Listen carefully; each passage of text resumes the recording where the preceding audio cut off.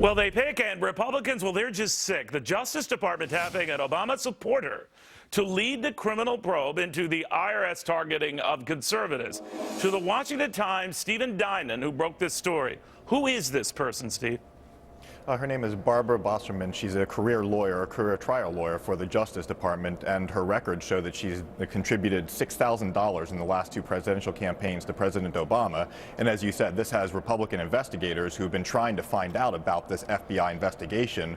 They had to do a lot of digging to even come up with the name of Bosserman as the lead of this investigation, and they're furious. They can't believe the Justice Department would put somebody who's an avowed Obama supporter in charge of an investigation where, you know, the president and his actions and the actions of his administration are at stake and under investigation. You know what's kind of weird, Steve, is the Justice Department, when it was asked to comment on this, said, you know, we don't look at political affiliations. That shouldn't come up in the process. But this whole scandal is about targeting politically and targeting conservative groups. So methinks at least that should come up in the selection process to make sure this person, whoever it's going to be, is going to be as apolitical as possible.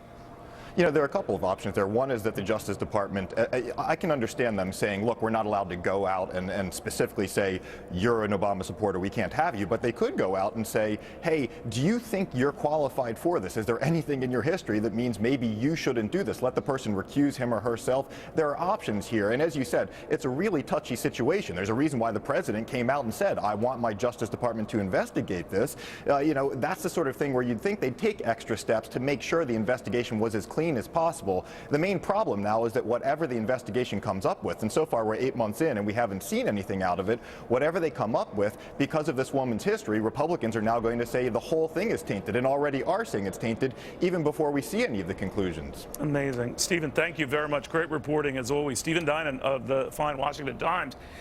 Now, we're going to be looking at this and the fallout from all of this, but what if I told you Obamacare is having no real effect on hiring?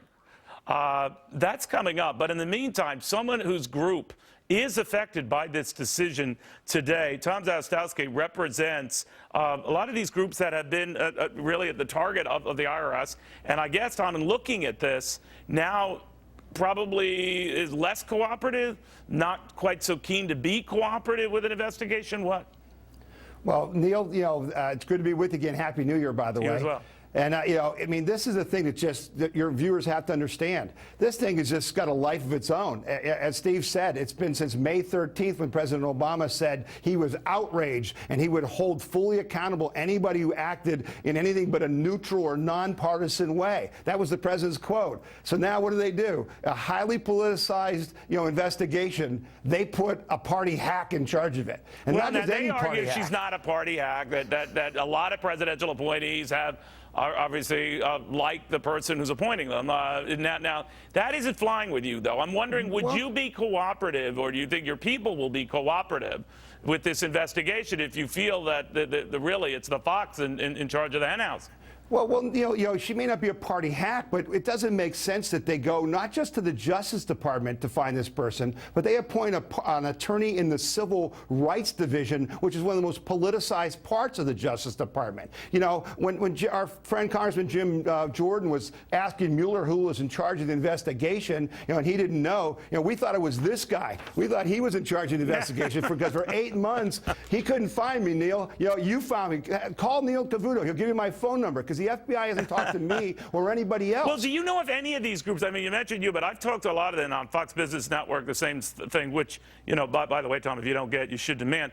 But one of the things that they keep telling me is that their phone has not been ringing. They have not gotten calls. They have not gotten even inquiries. They've not even gotten mailings or emails about what they knew and when they knew it and who was targeting them and asking them questions. So methinks that this might all be a charade.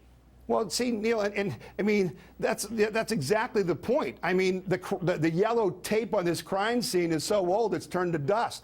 I mean, there's no action, and so the only action you see is what? The Treasury Department coming out with new ideas for rules to just basically institutionalize what the IRS did to us illegally. right? They aren't trying to fix it. They're trying to cover it up. And here you go with this next step with Grossman.